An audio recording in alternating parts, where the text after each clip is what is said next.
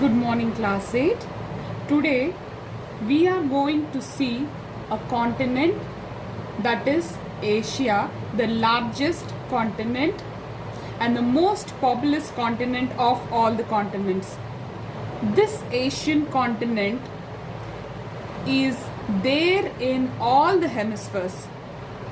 The other continents, what we have seen in the previous classes, whether it is North America, South America, Australia, they lie in one of the continent, one of the hemispheres, whether it is Eastern Hemisphere or Northern Hemisphere or Southern Hemisphere, if it is Australia, or Africa, which lies in both the hemispheres, Eastern and Western as well. But Asia also is predominantly in the Northern Hemisphere and Eastern Hemisphere. It lies in the Western Hemisphere and Southern Hemisphere as well. And Asia is a continent of extremes. And moreover, Asia occupies 8.6% of the total surface area of the earth.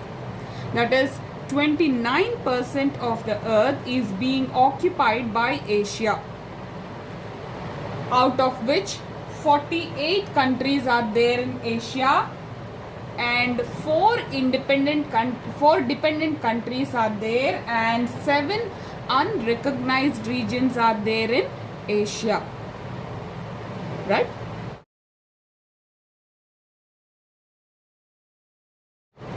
Now coming to the latitudinal and longitudinal extent, that is the location of Asia. The latitudinal extent of Asia is 10 degrees south to 80 degrees north.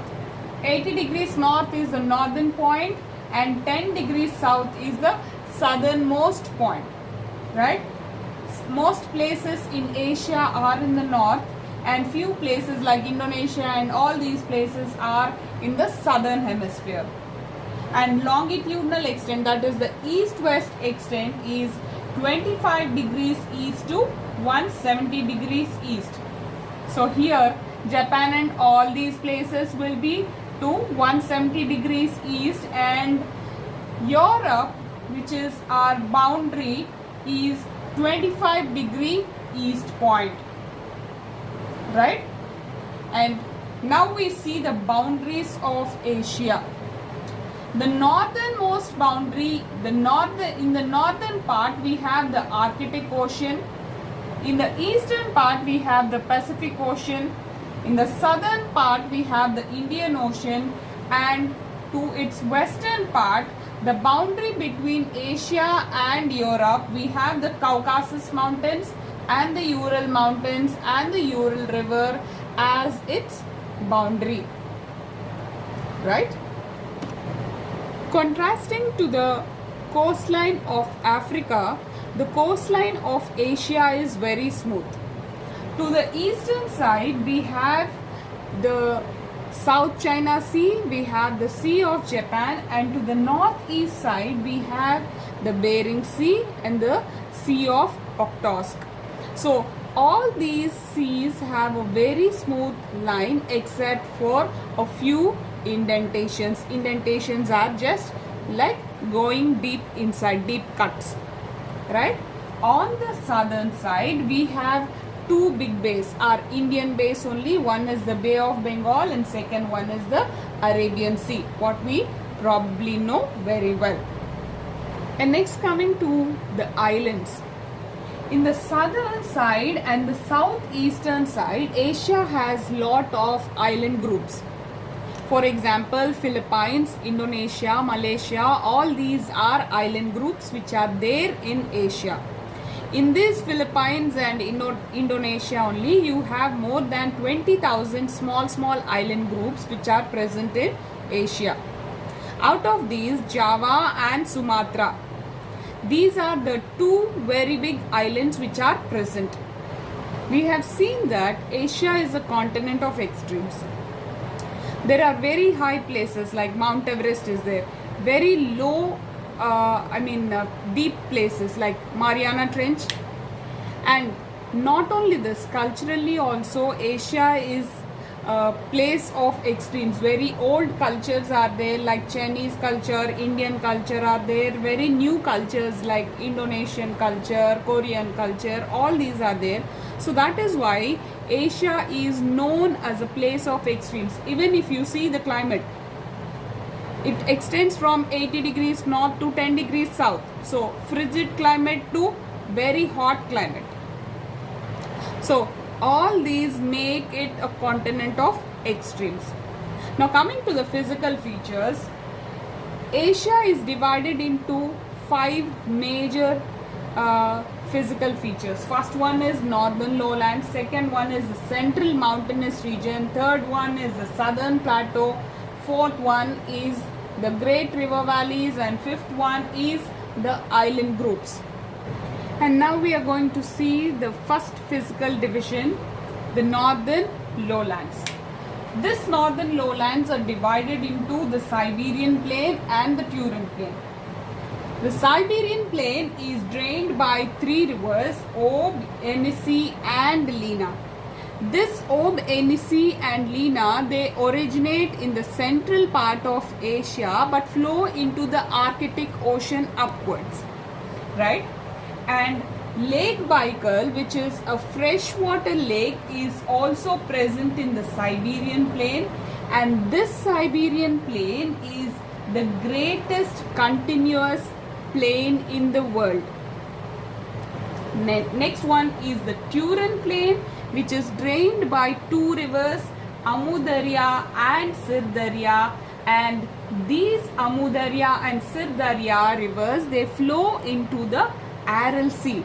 Aral Sea, just like the Caspian Sea, which is a boundary between Europe and Asia, this also is an area of inland drainage. The next physical division what we are going to see is the central mountainous region. So this central mountainous region is a range of fold mountains which are to the south of Asia. So this Pamir Knot is the center part from which most of the ranges they radiate out. To the west of Pamir Knot we have different mountain ranges like the Altai, Hindu Kush, Zagros, Caucasus, Elburz, Asia Major, Asia Minor, and to the right of Pamir Knot we have Tian Shan Mountains, Kunlun Mountains, Himalayan range. All these are present, and we have a range of intermontane plateaus also. Intermontane plateaus means a plateau which is present in between mountains. A plateau which is present in between mountains, that is known as intermontane plateau. Plateau of Tibet is the best example of intermontane plateau which is in Asia. And next coming to the southern plateaus. Plateaus are old landforms which are formed with old crystalline rocks and generally having most minerals. So here we have the plateau of Tibet, which is known as roof of the world, and plateau of Mongolia on the eastern side, Deccan plateau in India, the southern part of India, and plateau of Arabia in the western part of Asia. And next one what we see is the great river valleys, which make up the most populous regions of the world. The first one is the valley of Euphrates and Tigris, which is also known as the Valley of Mesopotamia, and these drain into the Persian Gulf. And next one is the Valley of Indus. Indus is drained by 5 main tributaries: Jhelum, Chenab, Sutlej, Ravi and Byas.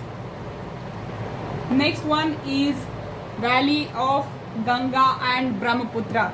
The delta of Ganga and Brahmaputra is the largest delta in the world. And next one is the Great Plain of China, which is drained by 3 major rivers of the world: Huanghe, Yangtze and Sikiang. And next, coming to the island groups, we have three island groups. One is Indonesia, second one is Philippines, and third one is Japan. And most of the smaller island groups, they are in between the fold mountains, so they are submerged. Now let's see the climate of Asia and what are the factors affecting the climate of Asia. The first factor which is affecting the climate of Asia is its latitude. As the Asia, it extends from 80 degrees north to 10 degrees south. So the climate of a place will be very cold in 80 degrees north, and in 10 degrees south it will be very hot. And when it is very cold, the climate will be dry, and when it is very hot, the climate will be as well wet in the equatorial region. So as it is very near to the poles, you can see the slanting rays of the sun, and as it is very near to the equator, the vertical rays of the sun will be there, and it will be very hot. That is why as the latitude is increasing, latitude increases, temperature always decreases. So here you can see 90 degrees, temperature is always decreasing. Here you can see 0, temperature is more. So latitude increases, temperature decreases. The same thing goes with distance from the sea also. Distance from the sea increases, temperature always decreases. Distance from the sea, if a place is more distant from the sea, the temperature is always increasing. If a place is less distant from the sea, the temperature is always decreasing. With altitude, just like latitude, altitude means height from the mean sea level. Elevation or altitude means height from the mean sea level. See mountainous regions. In mountainous regions, the temperature will be so good. That means the height from the mean sea level is more. So as the height is increasing, the temperature is decreasing. So altitude is increasing, temperature decreases. And last one is monsoon winds. For every 6 months we have a monsoon. We do not have, in places like India, we do not have continuous monsoons. So every 6 months we have monsoon winds which give rainfall to us. So these are the factors affecting the climate of a place or climate of Asia. Now let us see the monsoon winds in summer and winter. First let us see winter. We know that temperature is always inversely proportional to pressure. In winter, the temperature is low. So pressure will be high on land and pressure will be less in the sea. So winds always move from an area of high pressure to low pressure. That is why winds always move from land to sea now. Right? Here water will be warm. So that also we can take it into consideration. Water will be warm and land will be cool. So winds move from land to the sea. Because winds on the land are very dry, they do not get any moisture. So that is why in winter we do not have any rainfall in Asia. Whatever rainfall we are getting, that is from the Mediterranean region in Africa. Right? On the other hand, in summer, the same case, land gets heated up. Land gets heated up very faster. So what happens? The cool air from the water comes up and takes place on the land. Since this air is moisture laden,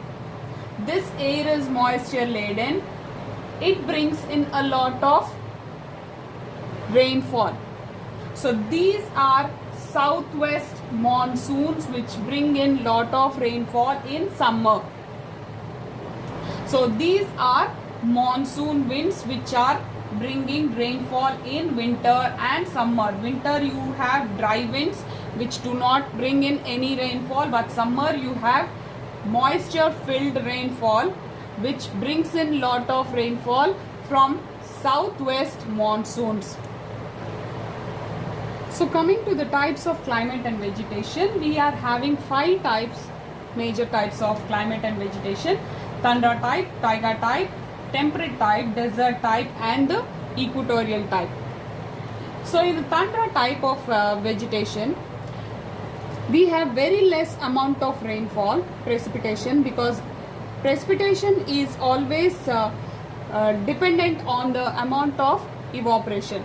Here in the tundra type, it is in the northernmost area, we do not have any amount of evaporation.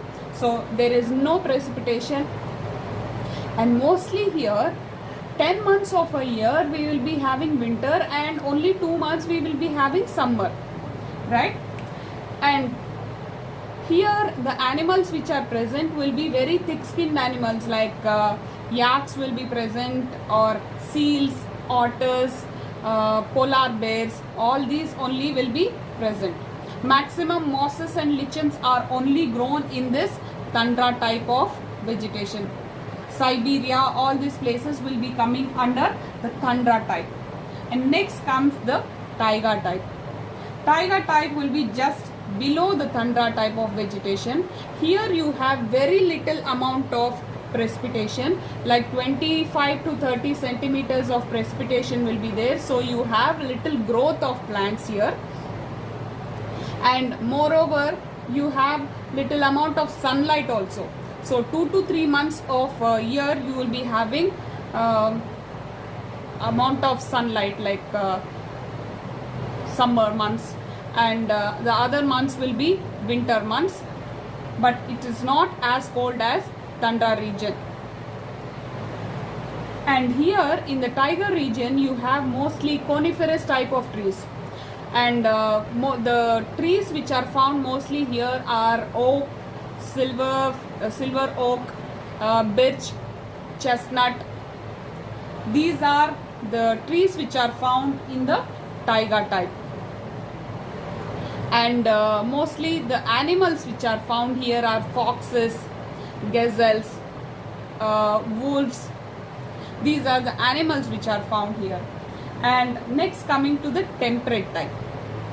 As we are coming down, the temperature also increases, and here you have more amount of vegetation, right?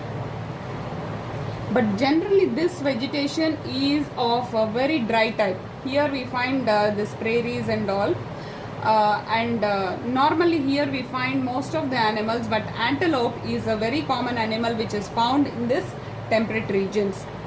And next is the desert region. Desert itself, the name itself suggests that this is a very dry region.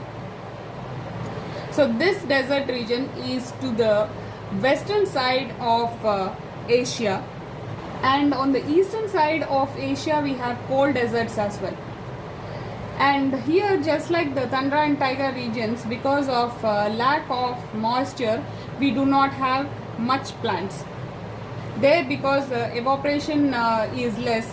We do not have much plants. Here also we do not have much moisture. That is why we do not have more plants growing, and the plants growing here are mostly cactus and the other thorny bushes, right? And the animals which are there here are foxes, gazelles, camels, ass, and in the Tibet region, in the cold regions or in the intermountain plateaus of Tibet, normally we find yaks. And the next one is tropical monsoon type, which is experienced by places like India and the neighboring countries. And here we have very dry winters and rainy summers.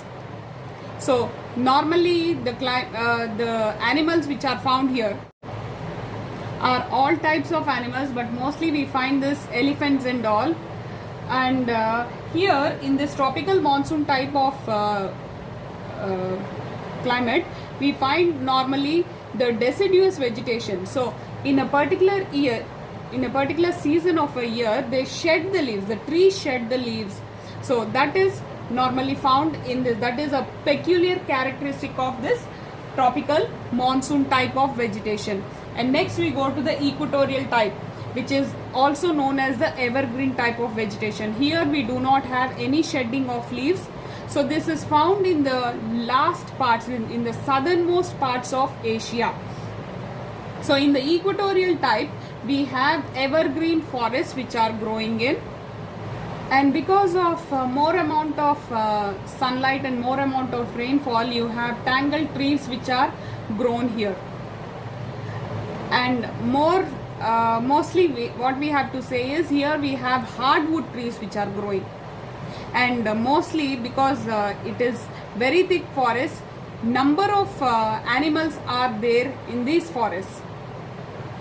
And these equatorial forests are there in the southernmost part, like Philippines, Indonesia, Malaysia, all these places.